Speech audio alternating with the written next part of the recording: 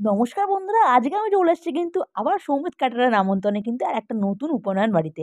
তো এর আগে আমি দেখেছিলাম সৌমিত কাটারার, আপনারা দেখেছেন যে কত লোভনীয় খাবার কিন্তু ওনারা পরিবেশন করেছিলেন সেই অন্নপ্রাশন বাড়িতে। সেরকমই আজকে চলে এসেছি কিন্তু আমি একজনের উপনয়ন বাড়িতে সৌমিত কাটারার আমন্ত্রণে। তো কি কি থাকছে মেনুতে সবই কিন্তু আমি আপনাদের দেখাবো এবং প্রত্যেকটা খাবারই অসাধারণ ছিল এবং আমি নিজে চেখে দেখেছি প্রত্যেকটা খাবার লাজবাব ছিল। তো কি কি মেনু ছিল, স্টার্টার্সে কি কি মেনু ছিল সবই আপনাদের দেখাবো। তার আগে যদি ভিডিওটি ভালো লাগে অবশ্যই একটা লাইক করবেন, কমেন্ট করবেন, আর আমার চ্যানেলে যারা নতুন তারা অবশ্যই কিন্তু সাবস্ক্রাইব করে রাখবেন, কারণ আমি কিন্তু এরকমই ইউনিক কন্টেন্ট আমার চ্যানেলে নিয়মিত আপলোড করে থাকি। তো চলুন না আর কথা না আবার ভিডিওটি শুরু করে নেওয়া যাক। স্টার্টার্সে কিন্তু বেবি কর্ন আর ফিশ ফ্রাইকে জাস্ট ছিটকে গেছিলাম, এত সুন্দর টেস্ট হয়েছিল যা বলে বোঝানো যাবে না। তো এটা খাওয়ার পর আমি খেয়েছিলাম কিন্তু একটা মকটেল ট্রাই করেছিলাম। তো এইগুলো খাওয়ার পর আমি চলে গেছিলাম মেন কোর্সে খেতে, যেখানে মূল আকর্ষণ ছিল মেন কোর্সে অসাধারণ অসাধারণ খাবার হয়েছিল। সেগুলো আমি আপনাদের দেখাবো কি কি ছিল মেন কোর্সে।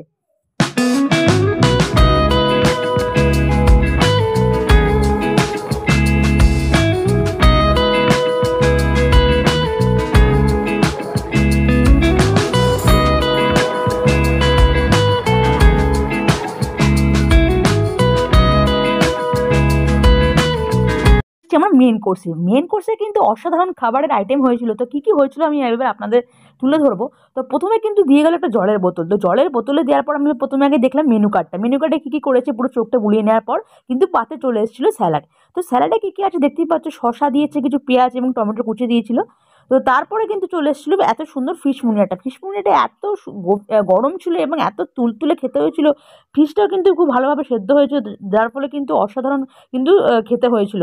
এবং দেখতে পাচ্ছ ওপরে স্টাফিংটা কিন্তু ঝুড়ি ভাজা দিয়ে করা হয়েছিল এবং তার সঙ্গে একটু সসও দিয়ে দিয়েছিল। তো জাস্ট অসাধারণ লেগেছিলো কিন্তু ফিশ মুনিয়াটা খেতে।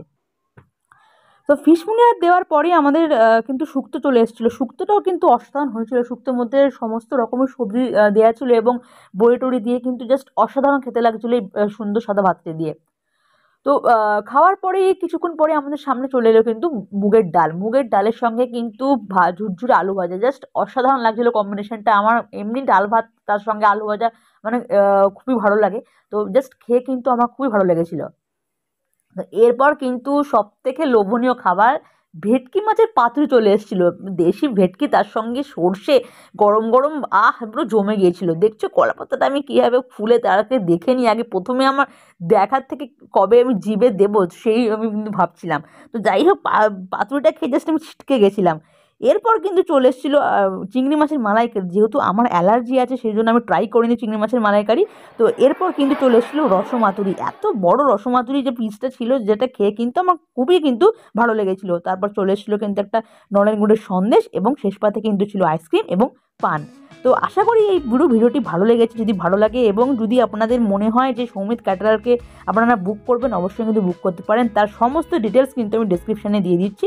যদি বুক করেন তাহলে আপনারা কিন্তু ডেসক্রিপশন চেক করবেন। আর যদি ভালো লাগে তাহলে শেয়ার করবেন, শেয়ার করে আর যারা নতুন দর্শক অবশ্যই কিন্তু চ্যানেলকে সাবস্ক্রাইব করে আমার পাশে থাকবেন। তো চলুন না, দেখা হবে নেক্সট কোনো ভিডিওতে। ততক্ষণ টাটা। আপনি যে সৌমিত কাটারার যেটা খাচ্ছেন, মানে সৌমিত কাটারার করেছে পুরো এটা আয়োজনটা, তো খাবার দাবার কিরকম হয়েছে, কিরকম লাগছে? খুব সুন্দর। আচ্ছা, শেষ অব্দি শুরুতে যেটা খেয়েছিলাম ভেটকি মাছের ইলিশ। আচ্ছা, কোনটা সব থেকে বেশি আপনার ভালো লেগেছে? আমার আমি তো দেখতে পাচ্ছি শুক্তো বেশ লেগেছে। আচ্ছা, দর্শকদের বলে দিন আপনার সব থেকে কোন খাবারটা বেশি ভালো লেগেছে? প্রত্যেকটা আইটেম ভালো লেগেছে, ইন্ডিভিজুয়ালি কোনোটা না, সবই ভালো লেগেছে।